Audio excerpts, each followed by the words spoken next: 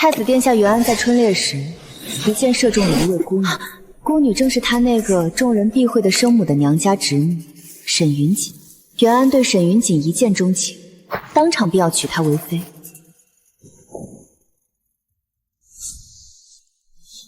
可是太子的未婚妻是我，崔氏嫡女崔瑶音。袁安，你恐怕还不知道，我是太子妃，我嫁的人才是太子。崔小姐，今日孤是来退婚的。退婚？太子殿下当初在陛下面前苦求这门婚事，闹得满城皆知。今日小女诞辰，您带着这个女人上门羞辱我崔家的颜面何在？崔瑶音，你是皇后的侄女，名动京城的嫡女，有大把好男儿可选。云锦却除了嫁给孤，已无退路。你若还有一丝怜悯之心，就该主动退婚。太子的意思是，你坏了这位沈姑娘的清誉，便要拿我崔家的脸面来填这个窟窿。太子表哥，别为了云锦和崔大人起争执。云锦不怕流言，不过一死而已，绝不让表哥难做。我不会让你一个人困于流言蜚语中。崔小姐出身名门，想必不会与云锦争一个男人，你自有大把郎婿可选。如果一定要扒着这门婚事不放，未免有攀附之嫌。还是说，你与京城那些庸俗女人一般，只想要太子妃的？订婚以来，你对姑向来不冷不热，踏青诗会一律不应。既然不满意，退了也罢。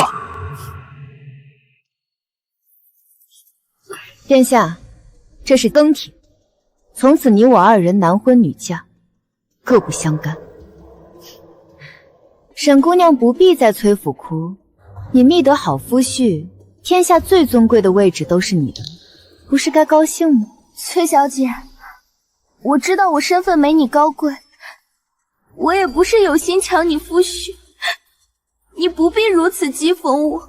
崔小姐退婚退得如此干脆，莫不是早有了心上人？姑此举正合了你的心意。今日是你生辰，不如再挑个佳婿，姑必送上重礼为你添妆。太子疯了吧？为了个来路不明的孤女退婚崔家嫡女？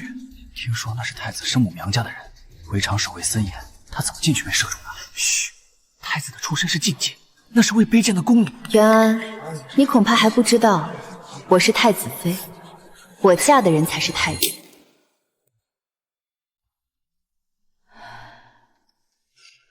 一个没有生母的孩子有什么用？放肆！谁给你的胆子？皇后娘娘饶命！皇后娘娘饶命！我的儿，我知道你受委屈了。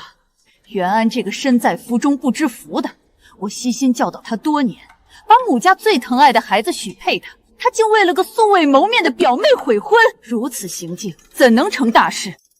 他身上流的终究不是崔氏的血，不是亲生，到底养不起。姑母，太子在婚前便露出本性，未必是坏事，总比让瑶音嫁进东宫后再受苦的好。崔家的女儿不愁嫁，我们叶儿是天下最好的女子，你放心，太子妃之位除了你之外，无人可代。蠢货！清河崔氏的女儿，多少人挤破头都娶不到。瑶音是崔府嫡女，你竟然为了个不知所谓的女人退婚！儿臣只是想给云锦一个交代。皇后替你定这门婚，是心疼你没有母族扶持。娶了崔氏女，你身后便有了大氏族的支撑。你竟然亲手放弃助力，简直是蠢笨如猪！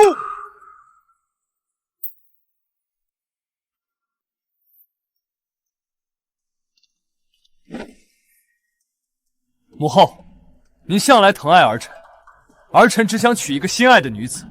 儿臣是太子，难道还不能娶一个自己喜欢的人吗？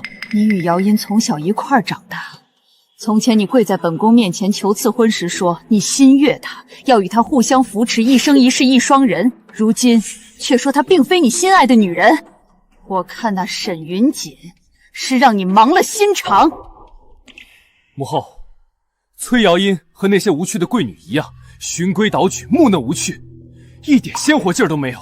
可是云锦不一样，她喜欢笑，喜欢闹，会跳宫中从未跳过的舞，哼唱各种民间小调，她娇媚动人。母后，你只要多了解她，一定会喜欢他的。勾栏。元安，你可知失去崔家的助力，你会失去什么？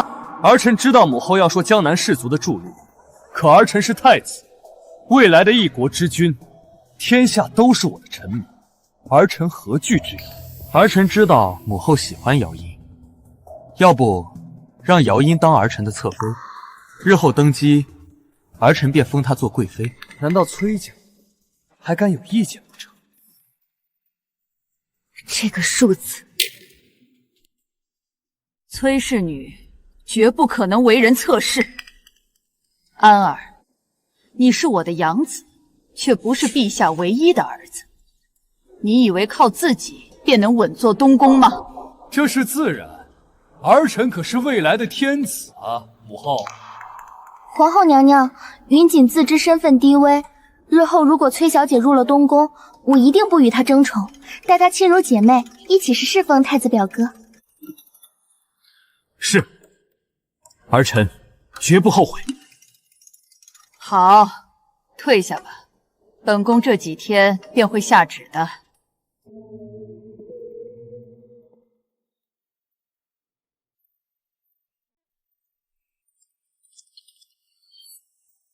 姚音，昨日是姑冲动了，仔细思量后，确实是姑不该。今日父皇斥责了姑，姑想了一下，无论如何不该损害你的清誉。姑已经向母后请旨，许云锦为正妃，太子侧妃之位也不算辱没你。殿下，你我婚事已作罢，不必再提。姚音，姑知错了，都是姑不好，你便饶了姑一次。要不姑当着众人的面道歉，让你把面子捡回来可好？殿下请自重，那日殿下金口玉言，我们婚约已废，男婚女嫁各不相干，殿下不会忘记了吧？姚音，你要乖巧温顺才能讨男人喜欢。你我早有婚约，被楚族退过婚的女人，天下何人敢娶？倘若传了出去，岂不是要毁了你终生？这就不劳殿下操心了。崔氏女怎会愁嫁？即便你把嗓子喊破，也多的是王公贵胄登我崔家的门。姚音，小性子使过了头，就不值得让男人怜惜了。姑会告诉父皇，婚期照旧。他日等你做了姑的侧妃，姑再好好管教你这个性子。这些全都要了，姑要所有人都对你毕恭毕敬。早晚有一天，你会成为全天下最尊贵的女人。殿下真是至情至性之人啊！为了真爱不惜违抗圣命，弃崔氏女如婢女，当真是感天动地啊！姑只心悦你，日后你便是姑的皇后，母仪天下。到那时，区区崔氏女也只能跪在你脚下服侍你。太子表哥，你真的要为云锦放弃崔小姐吗？她是崔氏嫡女，皇后娘娘的亲侄女，她比我更适合做太子妃。只要表哥心中有云锦，云锦愿意让出太子妃之位，只要能日日见着表哥就行了。而且，皇后娘娘好像不喜欢云锦，云锦不想表哥为难。放心，姑是太子，难道给不了心爱女人正妃之位？崔家再是望族，也不过是臣子，许她侧妃之位已是给足了颜面。母后无子，将我一手带大，除了我，她还能靠谁？她一定会妥协。至于崔瑶音，君要臣死，臣不得不死。姑要她做侧妃，崔家就要乖乖把她嫁进东宫。不愧是太子殿下，当真是有气魄。君要臣死，好一个君要臣死！朕还没死呢，他就想做君了。传朕旨意，召三皇子袁齐回京。除了他，本宫还能靠谁？太子这是要忘本啊！他莫不是忘了，这宫里所有的皇子都得叫您一声母后，都是您的孩子。你说的没错，本宫是所有皇子的母后。去告知陛下，三皇子袁齐回京，本宫同意了。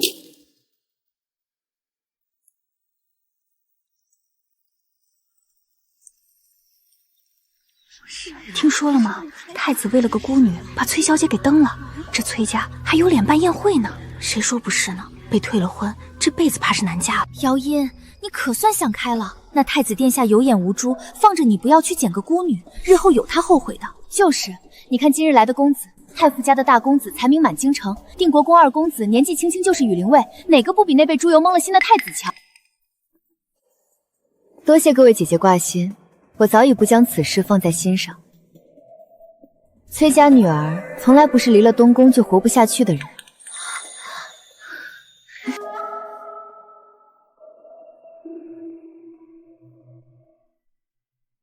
只要我婴儿点头，这京城的良人由得我们挑。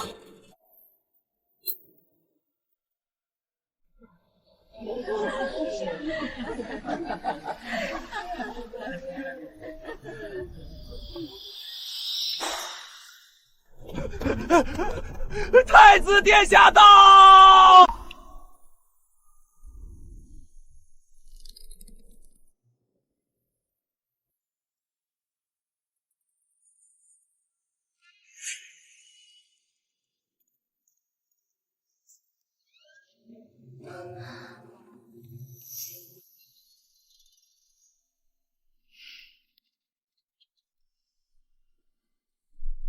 姚音的赏花宴，姑岂能不来？你可是恼了我，连帖子都没送到东宫。本太子不请自来，算是给姚音妹妹赔礼，你可别再恼。太子殿下驾临，臣妇有失远迎。只是今日是家眷小宴，恐怠慢了殿下。殿下不如……夫人客气了。崔小姐安好。太子表哥听说你办了赏花宴，心里一直记挂着，非要拉着我过来给你赔个不是，还望崔小姐不要怪罪我们贸然前来。太子殿下言重了，你我早已解除婚约，男婚女嫁各不相干，赔礼二字实在不敢当。殿下与沈姑娘情谊深厚，还是快些回东宫去吧，免得在这里污了沈姑娘的眼。还在跟姑置气呢。姑知道生辰宴那日是姑不对，伤了你的面子。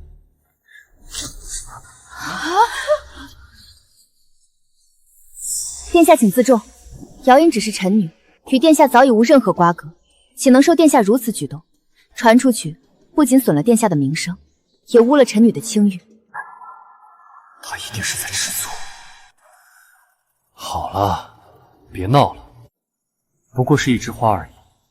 你素来喜欢牡丹，这园子里的瑶黄，也就这一枝配得上你。殿下不必了，听闻东宫婚期将至，姚音在这里祝太子殿下与沈姑娘百年好合，早生贵子。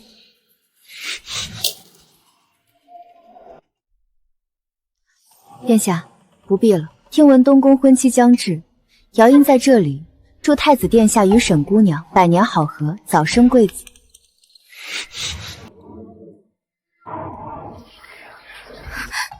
太子表哥，你别这样，崔小姐看来是真的生我们的气了，都怪我，要不是我，你和崔小姐也不会闹成这样。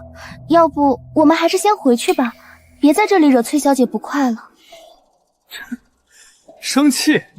我看他不是生气，是心里憋着气，等着我给他一个台阶下。姚音，姑知道你心里委屈，前日姑已经问过钦天监，下月初1便是好日子，姑准备回禀父皇和母后，让你先入东宫。你放心，入了东宫，他日你也算得上与云锦平起平坐。姑可以当着你的面起誓，除开云锦，从今以后再也不会有别的女子越过你去。够了！清河崔氏的女儿绝不为妾。疯了！太子殿下是真的疯了！清河崔氏这样的顶级门阀，从来只有做正妻的道理，绝无给人做侧室的可能。更何况崔瑶音原本是名正言顺的太子妃，如今袁安为了一个孤女退婚，竟还反过来要做侧妃，这哪里是恩赐，这是把崔家百年的脸面狠狠踩在地上碾！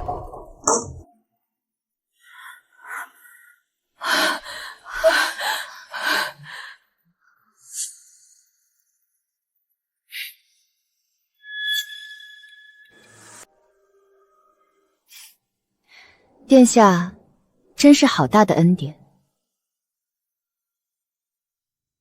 只是姚音福薄，受不起殿下这份恩赐。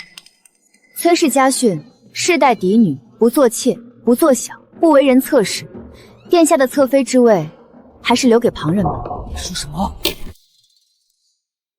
你说什么？崔瑶音，你知不知道你在说什么？多少人挤破头都想进东宫，姑给你侧妃之位，你竟然敢拒绝！殿下给的不是我想要的，我为何不能拒绝？殿下如今连太子妃的正旨都没下来，就先想着给我封侧妃，未免也太早了些。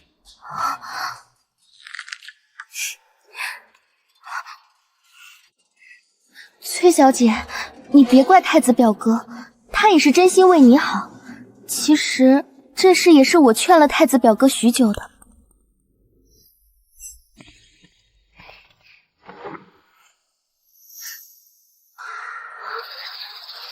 崔小姐，你看，这是我特意让锦绣坊赶制的嫁衣。我知道你是名门贵女，特意选了最好的云锦，上面的宝石也是太子表哥特意寻给我的，我都让绣娘绣上去了，漂亮极了。虽然姐姐不能穿太子妃的正红服制，但我想着总归是要入东宫的，嫁衣不能马虎。太子表哥说了，等你入宫，除了我，就属你最尊贵。这嫁衣配得上你。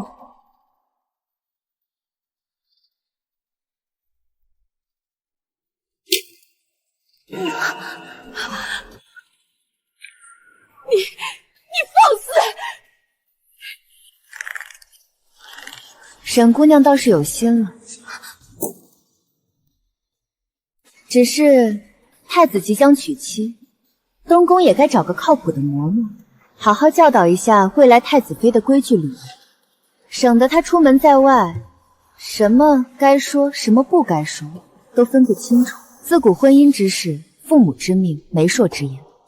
我崔氏从未与殿下有过任何侧妃的婚约，无媒无品便让我入东宫，传出去便是无媒苟合，这样的道理，难道沈姑娘不懂啊？想来也是，沈姑娘不就是无媒无聘就住进了东宫，日日与太子殿下形影不离吗？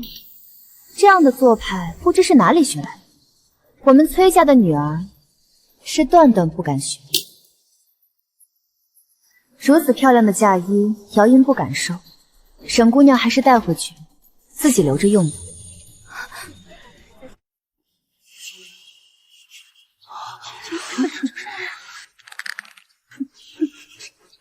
你放肆！我是未来的太子妃，你不过是个被太子退了婚的妻妇，竟敢对我如此不敬！未来的太子妃，敢问沈姑娘，可有陛下的圣旨，明明白白的写着立你为太子妃？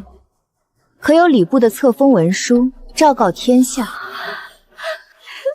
既然没有圣旨，没有册封，天下人也不知太子已娶妃，那沈姑娘就该低调收敛一些，免得得意过了头，他日摔下来不好收场。毕竟这东宫的位置，不是靠几句甜言蜜语就能坐得稳。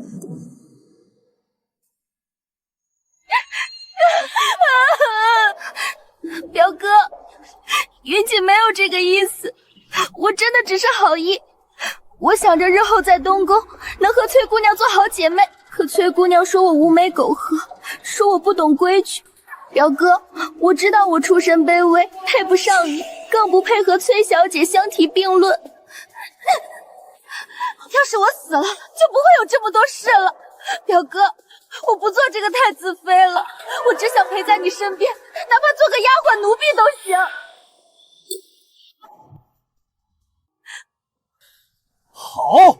好一个清河崔氏，号称百年名门，诗礼传家，就教出你这样尖酸刻薄、咄咄逼人的女儿！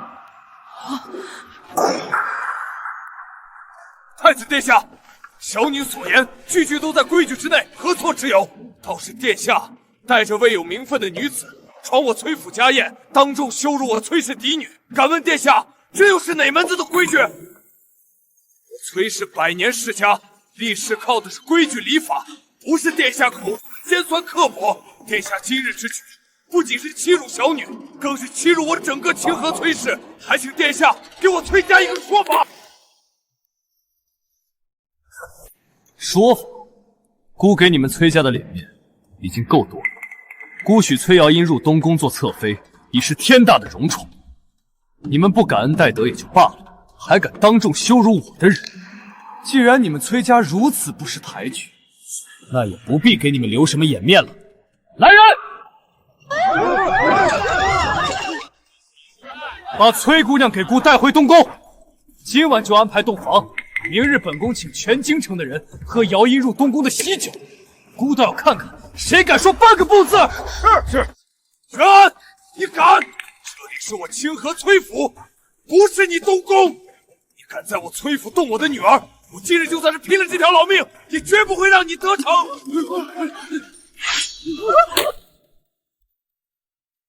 太子殿下，强抢名门嫡女，传出去有损殿下储君名声，此事万万不可。滚！本宫的事，何时轮到你们来插嘴？谁敢拦着，以谋逆乱处！妮儿别怕，母亲在，绝不让他们把你带走。都住手！殿下是储君，如今却在臣女家中强抢民女，这般行径与地痞流氓何异？你不怕天下人耻笑，不怕父皇降罪吗？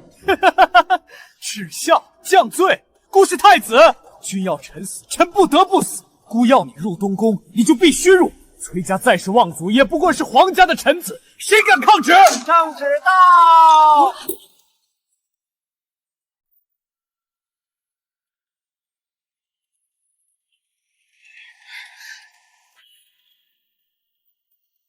听见了吗？圣旨到了，一定是母后答应了，替姑向父皇求来了赐婚的旨意。姚音，这下有陛下的圣旨赐婚，全了崔家的面子，这下你们总该无话可说了吧？姑就说，你终究是要嫁给我。恭喜太子表哥，终于得偿所愿了。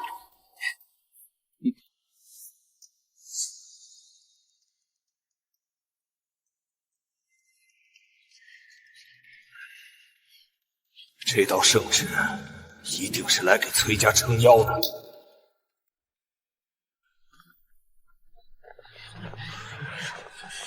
李公公，辛苦你跑一趟。可是父皇和母后下了赐婚的旨意。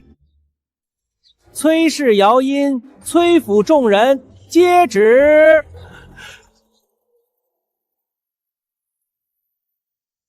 奉天承运，皇帝诏曰：自有清河崔氏嫡女姚音，贤与李杜殊甚友谊，皇三子元吉骁勇善战，护国有功，二人堪称天作之合。特将崔氏姚音许配于三皇子元乾为正妃，着钦天监择定吉日举行大婚，布告天下，详使闻之。钦此。什么？三皇子妃？什么？三皇子妃？不可能，这绝对不可能！姑明明和母后说过，要娶姚音做侧妃，皇兄怎么能抢姑的女人？李公公，你是不是念错了？太子殿下，这是陛下亲笔写下的圣旨，小的只是奉旨宣旨。殿下这般言语，可是对陛下的旨意有异议，您可要慎言啊！怎么可能？怎么可能？父皇怎么会把姚音赐婚给三皇兄？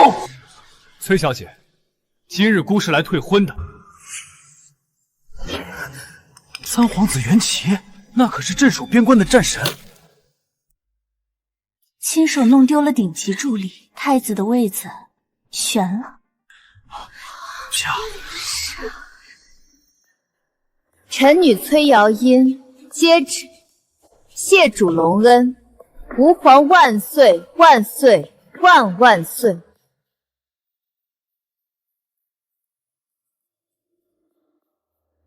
崔瑶音，你不能接旨，把圣旨还回去！姑这就回宫去找父皇说清楚，你是姑的，你此生只能嫁给姑。太子殿下，这般抓着我的未婚妻是为何？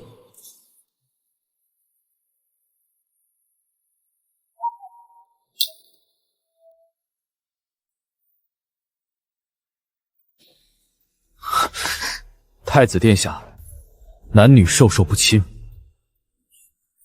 崔姑娘如今是父皇亲赐的我的未婚妻，你这般拉拉扯扯，失了皇家体面，也辱了姑娘家的清誉，不合适。元齐，你少在这里假惺惺！你远在边关数年，哪里知道我和姚音的事？我和她从小青梅竹马，两情相悦，不过是闹了点别扭，她在跟我赌气而已。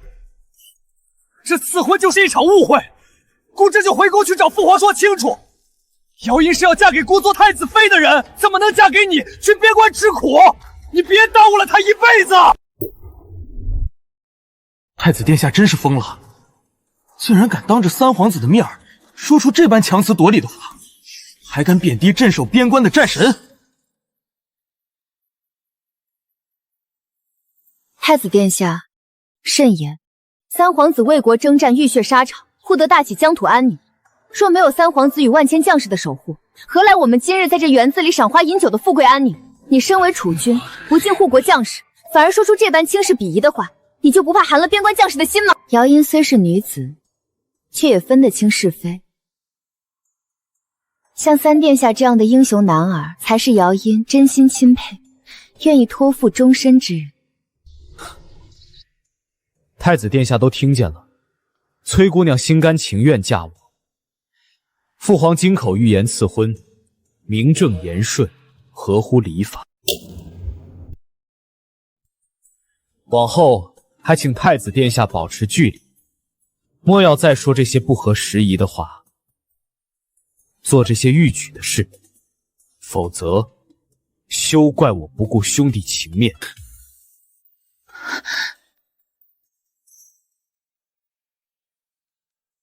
太子这次是彻底栽了，丢了崔家，还亲手把助理推给对手，这储君之位悬了。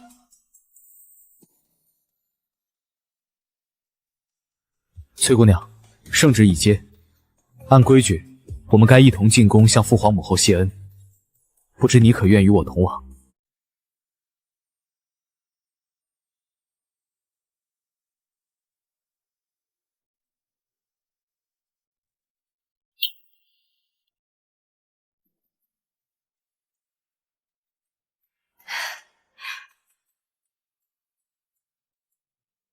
岳父岳母放心，我定会护好瑶音，绝不让她受半分委屈。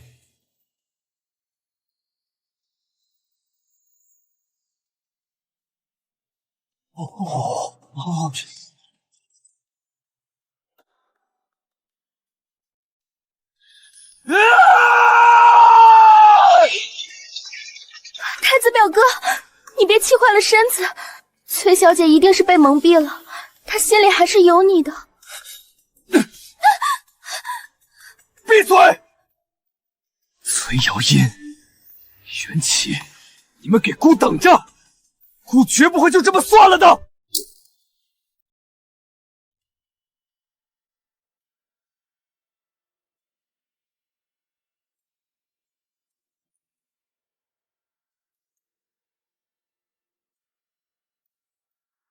儿臣见过母后，母后千岁千岁，千千岁。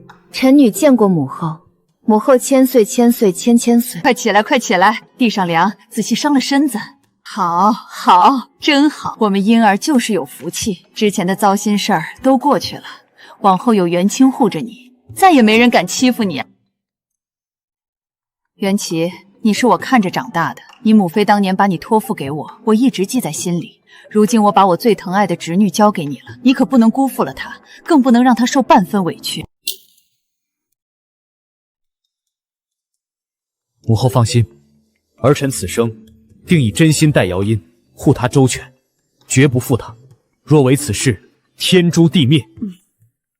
陛下驾到！呵，不错，几年未见，身子骨更硬朗了，边关的苦没白吃。参见父皇。为国戍边是儿臣本分，不敢称苦。瑶音，你是个好孩子，之前受了委屈，朕给你选的这门亲事，可还满意？回陛下，臣女十分满意，谢父皇隆恩。让钦天监尽快择定吉日，务必把三皇子的大婚办得风风光光、体体面面。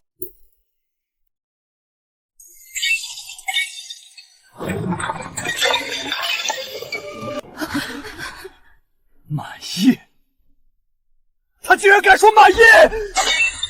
崔瑶音从小就该是我的太子妃，现在竟然要嫁给元期那个武夫！姑要去永安宫找父皇，让他们收回旨意。殿下，您别去了，陛下和皇后娘娘正在永安宫和三皇子崔小姐相谈甚乐，您现在去不是往枪口上撞吗？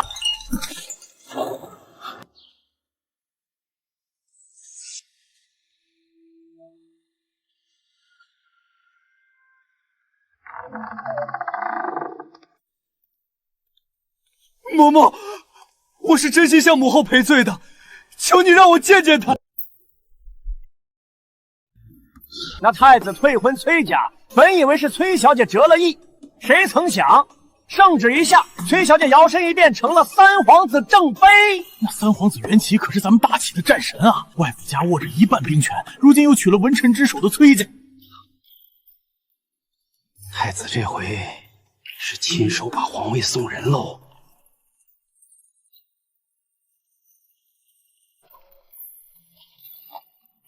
恭喜恭喜！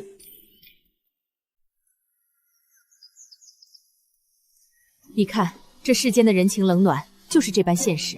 之前他们看我们崔家失了东宫的靠山，都躲着我们；如今你嫁了袁齐，他们又都凑上来。母亲不必在意这些，他们趋势也好，避之不及也罢。我们崔家从来都不是靠依附东宫立足的。如今我与三殿下的婚事已定，我们只需守好自己的本心，做好自己的事就够了。太子殿下，娘娘说，您若真心悔过，就该回东宫思过，学学怎么做储君，而不是跪在这里做无用功。殿下，娘娘养您10几年，教您读书，为您铺路，把母家最好的姑娘许给您。可您呢？您为一个来路不明的女子羞辱崔家，顶撞陛下。娘娘给过您无数次机会，是您自己放弃了。娘娘还说，您身上流的终究不是崔氏的血，不是自己亲生的，到底是养不熟的。往后你好自为之吧。要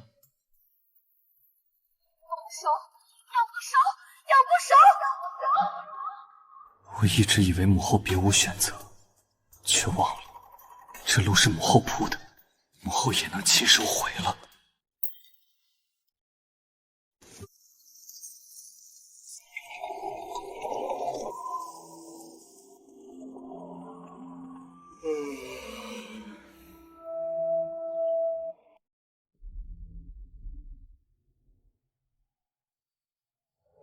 你们是瞎了眼吗？这种破烂料子也敢拿来给我？我可是未来的太子妃！沈姑娘恕罪，珠宝楼和锦绣房说好料子都紧着永安宫供废了，这已经是最好的了。一群趋炎附势的小人，等着，姑一定会让你们知道，谁才是这大齐未来的主人。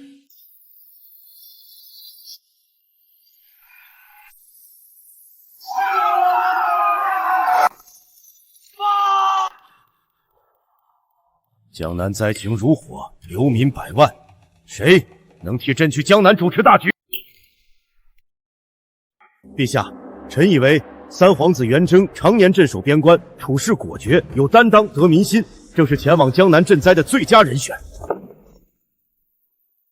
陛下圣鉴，三殿下英勇卓绝，实为最佳人选。父皇，儿臣请命，愿前往江南赈灾，安抚灾民。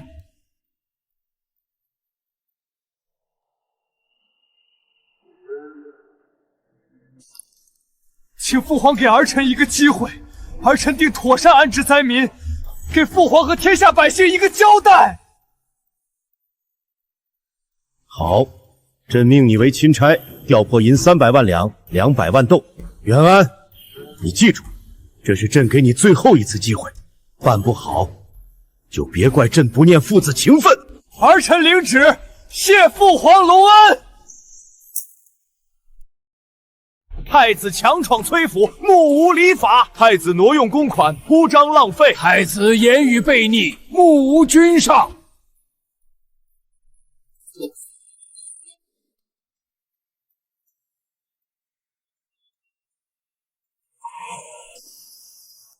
太子表哥，你去江南赈灾，能不能带云锦一起去啊？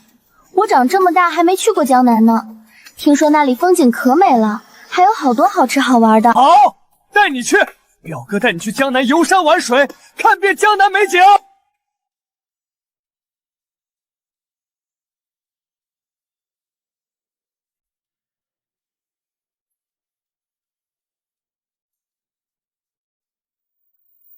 表哥，这虎跑软绵绵的，去江南的路上，云锦肯定能睡个好觉。只要云锦喜欢，就算你要天上的星星，姑也给你摘下来。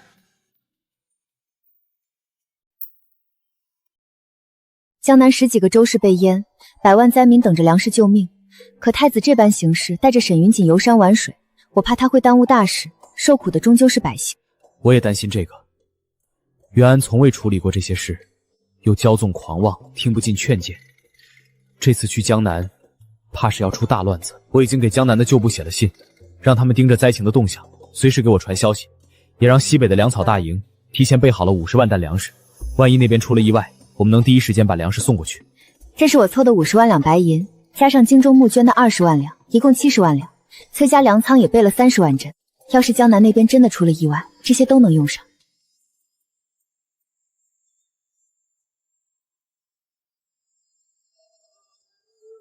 姚音，谢谢你，有你在，真好。这不只是我的事，江南百姓也是大齐子民，我们不能眼睁睁看他们受苦。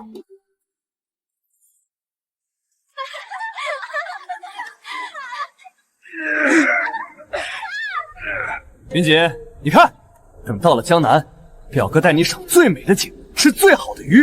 等本太子风风光光回来，看谁还敢在背后嚼舌根。太子表哥最厉害了，云锦等着看那些人被打脸。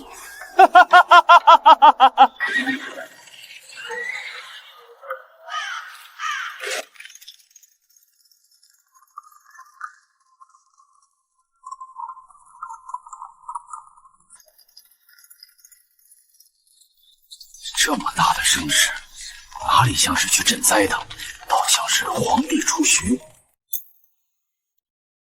殿下，您是去江南赈灾的，不是去游玩的。如今江南的百姓正在水深火热之中，等着粮食救命。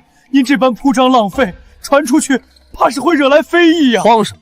不过是一点水患而已，有什么大不了的？可是殿下，赈灾章程、粮食调拨，您还没看过一眼啊！万一出事，本太子亲自去了，难道还解决不了？等姑到了江南，随便安抚2句，把粮食一发，这事儿就成了。父皇只会嘉奖姑，谁敢说半句闲话？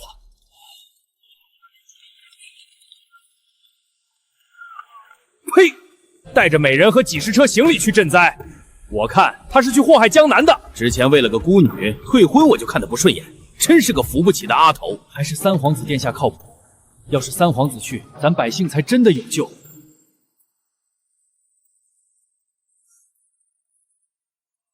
怎么了？还在担心江南的灾情？太子表哥，这外面的风景可真好看，比东宫有意思多了。那是自然，等到了江南，表哥带你去游西湖、逛秦淮，看遍美景。那赈灾的事怎么办啊？父皇让您安抚灾民，我们若是只顾着玩，会不会耽误事啊？怕什么？赈灾之事由下面的人去办，本太子只需露个面，说几句话就行。难得出来一趟，当然要好好玩玩，不然岂不是白来了？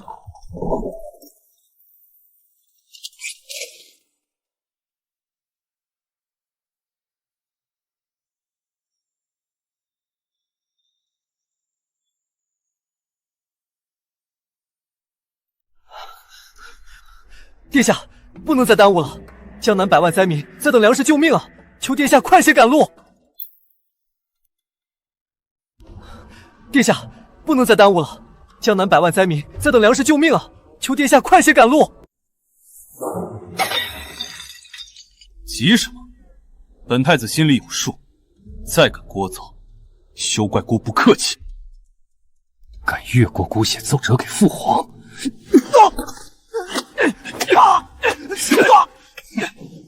拉下去，点去喂马，我看谁还敢多嘴。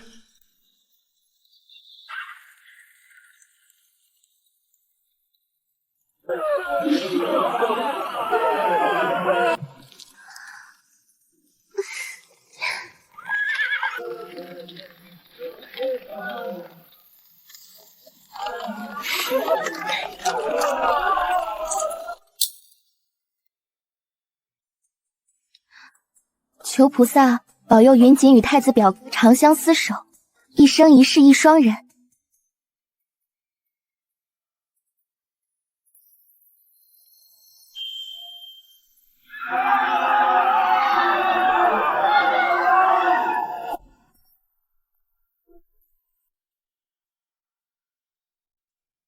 殿下，路遇大雨，行程太慢，粮全发没了，银子大半都被支取置办行装和游玩，剩下的根本买不到粮了。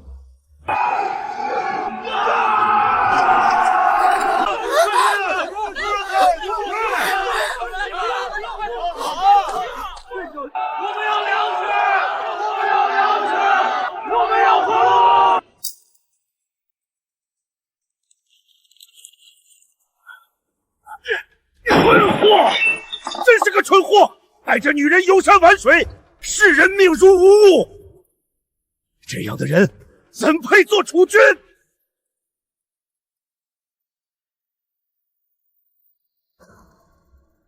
我早就知道，袁安这个白眼狼根本就扶不起来。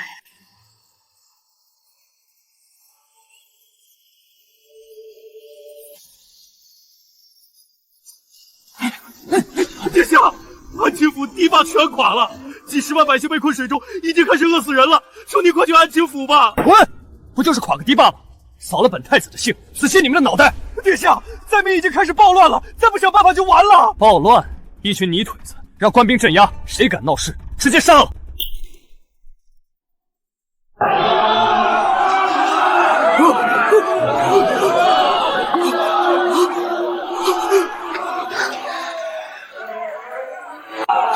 官兵呢？快，把他们都赶走！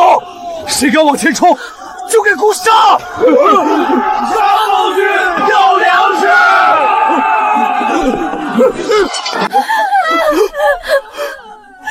不能让倾城知道，我想知道，要把奏折拦下来。对，推给地方官，是他们办事不力。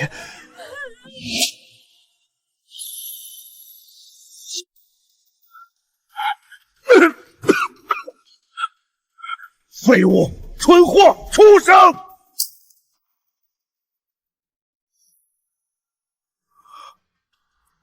朕竟把江山社稷交到这样一个畜生手里，他视人命如草芥，怎么配做朕的儿子？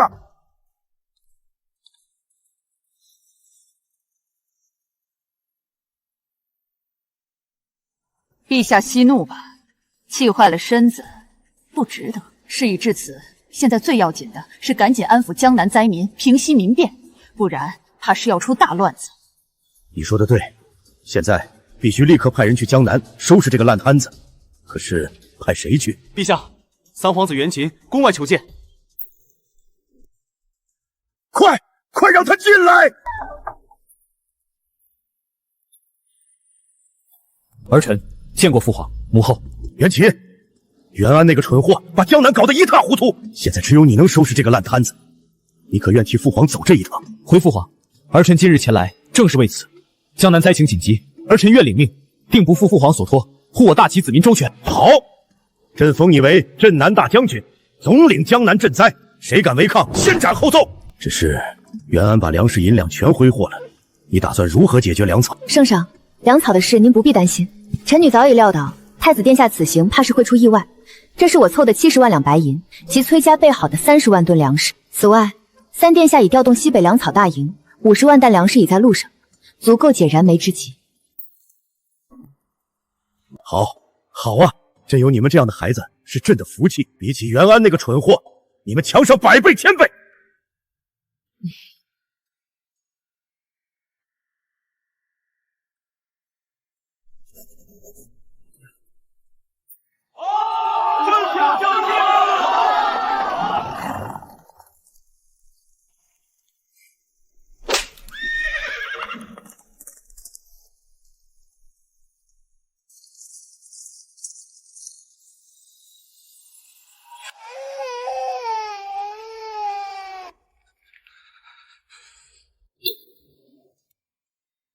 将军，前面就是灾民聚集的临时窝棚，听说已经断粮3天了。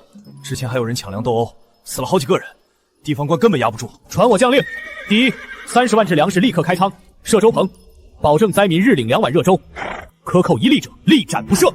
第二，调驻军入城维持秩序，严禁斗殴，搜救洪水被困者，只要还有一口气，务必救回来。第三，所有水利官员及工匠，半个时辰内到府衙议事，商讨修堤，一刻也不得耽误。得令。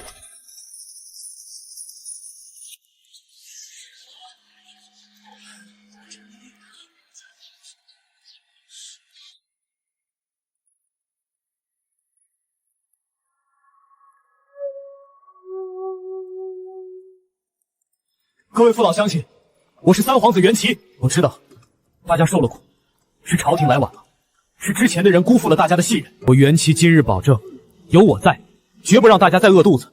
我会留在这里，和大家一起修好堤坝，重建家园，直到大家都能安稳度日。若违此事，天诛地灭。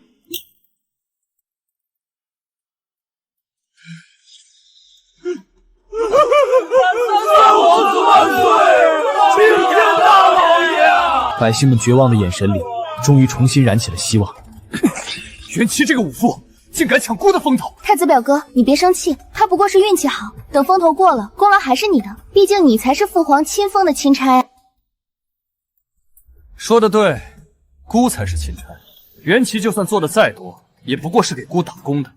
等回京之后，所有的功劳都是姑的。哎呦哎呦哎呦哎呦！你看，王爷，这里百姓尚在受难，本王若食肉，如何对得起这身衣服？殿下如此，我等愿捐出4两，助殿下赈灾。不过短短10几天，堤坝就修好了，洪水退了下去，灾民们都领到了粮食，有了临时的住处，混乱的江南彻底安定了下来。袁齐那个武夫，我以为他要手忙脚乱几个月，没成想他竟敢抢姑的风头。太子表哥，咱们不能再待在这儿了，万一他回京在父皇面前告状，不如咱们现在就启程，抢在他前头把功劳揽过来。对，姑才是父皇亲封的钦差，这事不管是谁办的，功劳都该记在姑的头上。有了这个，父皇只会龙颜大悦，不仅不怪罪，还会嘉奖。袁寻那个武夫，就算说破大天，也没人信他。表哥英明，回京之后，您依旧是那个爱民如子的储君。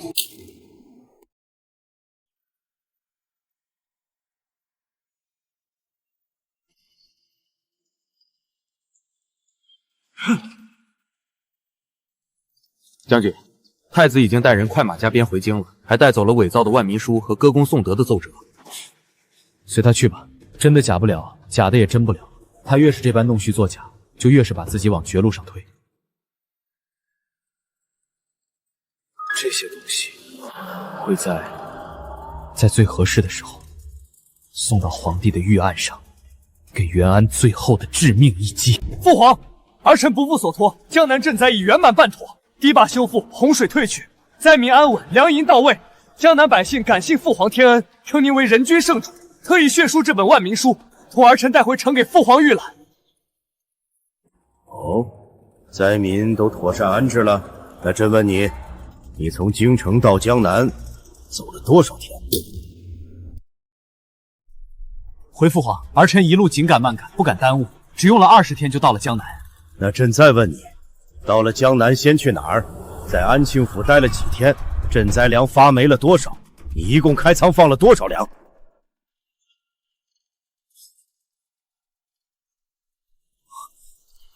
怎么答不上来了？连最基本的事都答不上来，你也敢在朕面前邀功？袁安，你好大的胆子，竟敢欺君罔上，伪造万民书欺骗朕！你真当朕老了瞎了，什么都不知道吗？父皇饶命，儿臣知错了，儿臣不是有意欺瞒的，是下面的官员，是那些江南官吏合伙骗了儿臣。到了现在你还不知悔改，你自己带着女人游山玩水，耽误行程，导致100万担赈灾粮全部发霉，你敢说这也是下面官员的错？你延误行程，导致13000名百姓活活饿死，激起民愤，你临阵脱逃，躲在扬州城里不敢出来，这也是下面官员的错。挥霍赈灾银两，几十万两白银花在吃喝玩乐上，导致灾民无钱安置，这也是下面官员的错。你自己看看，这些都是江南送回来的奏折，还有灾民们按着手印的血书，你自己好好看看，在江南做的那些好事。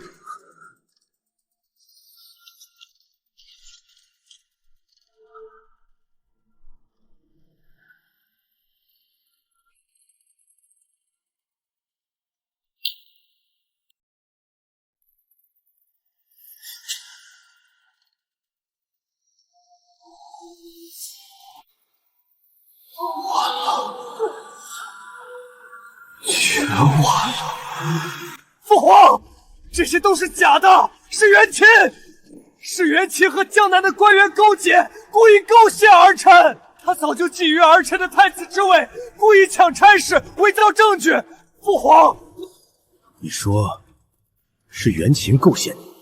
袁琴是朕派去的，粮食是姚音和崔家凑的，他与灾民同吃同住，修堤救命。江南家家户户供着他的长生牌坊，他在江南舍生忘死，你躲在扬州吃喝玩乐，闯下大祸，竟还有脸倒打一耙！袁安，朕以前只觉得你蠢，没想到你不仅蠢，还坏到了骨子里。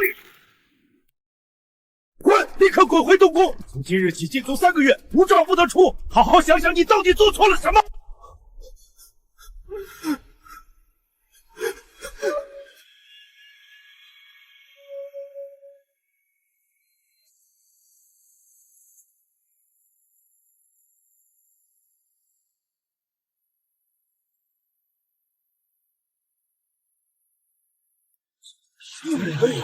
昏庸草包，视人命如草芥，这种人也配做太子？活该被禁足！三皇子在前方救命，他在后方玩女人，呸！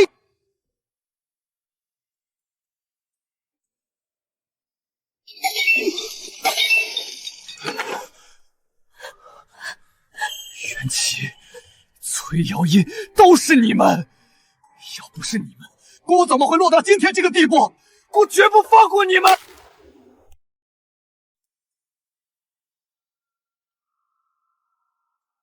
特加封崔氏姚音为淮安县主，10亿500户，赏黄金1000两，锦缎1000匹。恭喜县主，陛下夸您是大启女子的表率呢。等三皇子班师回朝，那才是真正的双喜临门。我的好音儿，看谁还敢说你被退婚名声毁了！如今你贵为县主，看谁还敢说闲话！母亲，我从未在意那些，我做这些只是不想看着江南百姓受苦罢了。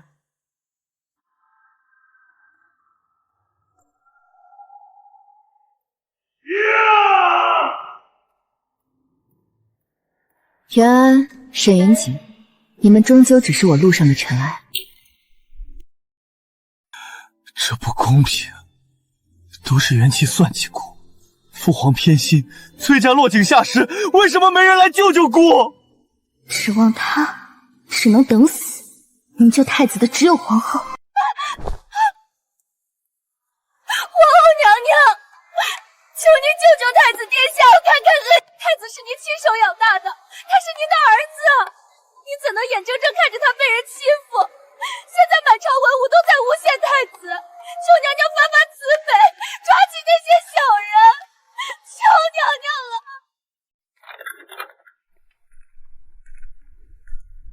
沈姑娘，娘娘让你进去。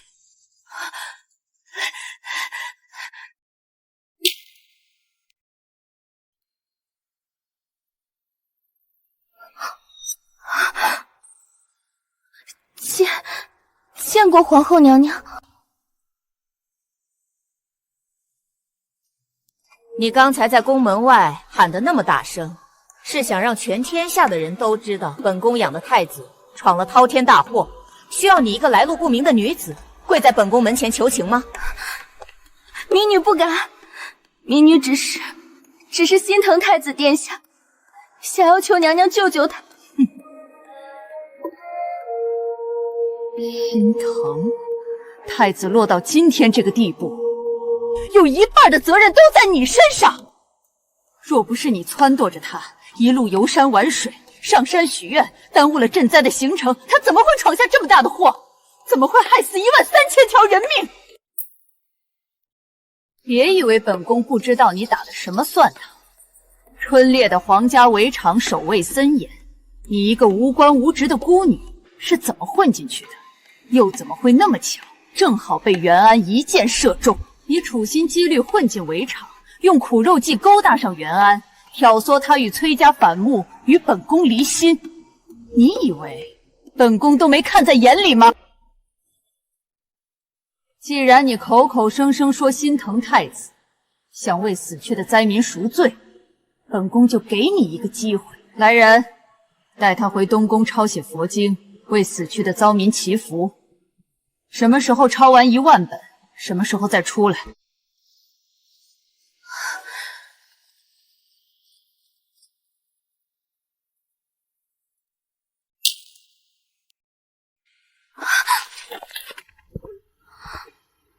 10000本，抄不完的，这是要我的命。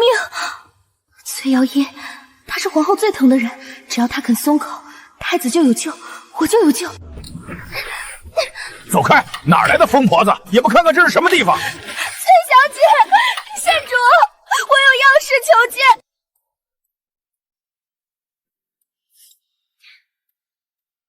夫人沈小姐求见。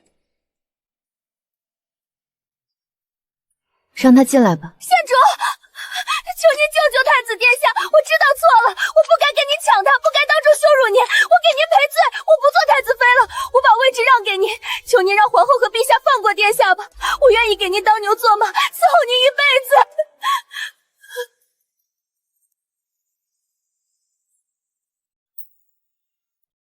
怎么，当初炫耀侧妃嫁衣的威风，如今太子妃的位置已经不想要了？我不要了，我什么都不要了。嫁给袁安，他也配？他在我眼里不过是个昏聩无能、视人命如草芥的废物。你当城堡，我崔瑶音根本不稀罕。他害死13000条性命，千刀万剐也抵不了罪。你既爱他，便回东宫好唱你的佛经，少来我面前摇尾乞怜。来人，把他扔出去，从此不许他再踏进崔府半步。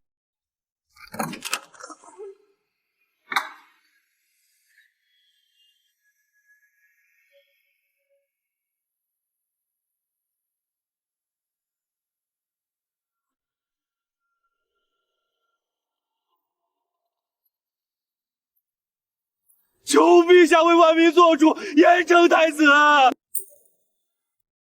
视万民如草孽，这等畜生怎配做储君？废了太子，否则百姓无活路！袁安，你终究是把这江山、民心、父子情分全毁了。袁安是你养了10几年的孩子，朕想问问你的意思。他为了一个女人背弃婚约，羞辱臣妾母家，视百姓性命如无物。这样的人不配做储君，更不配做本宫的儿子。废不废他，不是臣妾说了算，是民心说了算，是江山社稷说了算。陛下为了大齐的江山，为了天下的百姓，该怎么做就怎么做吧，臣妾没有任何意见。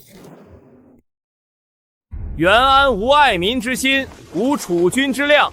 即日起废黜其太子位，贬为庶人，发配滇州，永世不得回京。奉天承运，皇帝诏曰：不可能！父皇，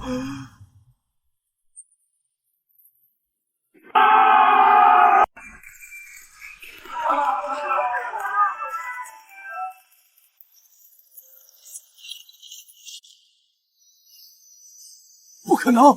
我是太子，我是皇帝，母后不会不管我的。废庶人袁安，接旨：3日后发配儋州，永世不得回京，即刻收拾，不得延误。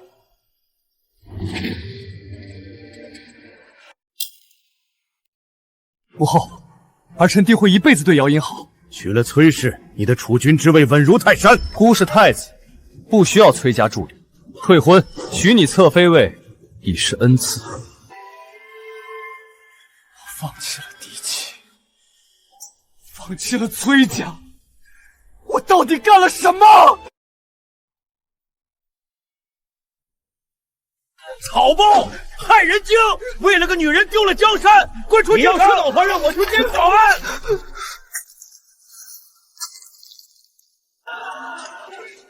一见钟情，至情至性，原来全是笑话。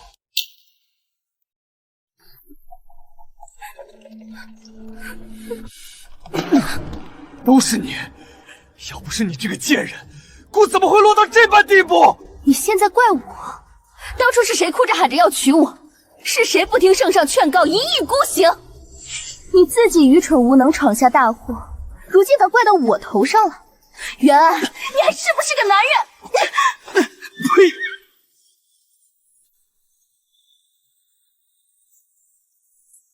曹操太子，还我爹娘命来！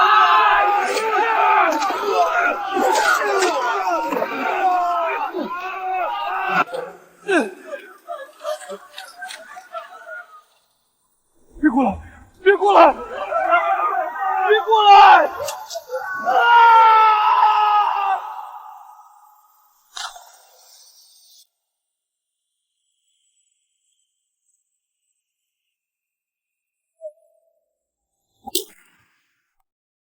啊！他意图对陛下不利。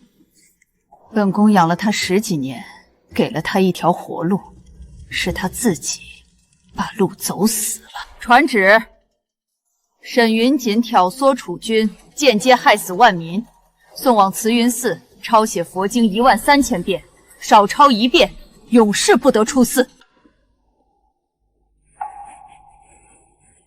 太子妃，我是未来的皇后。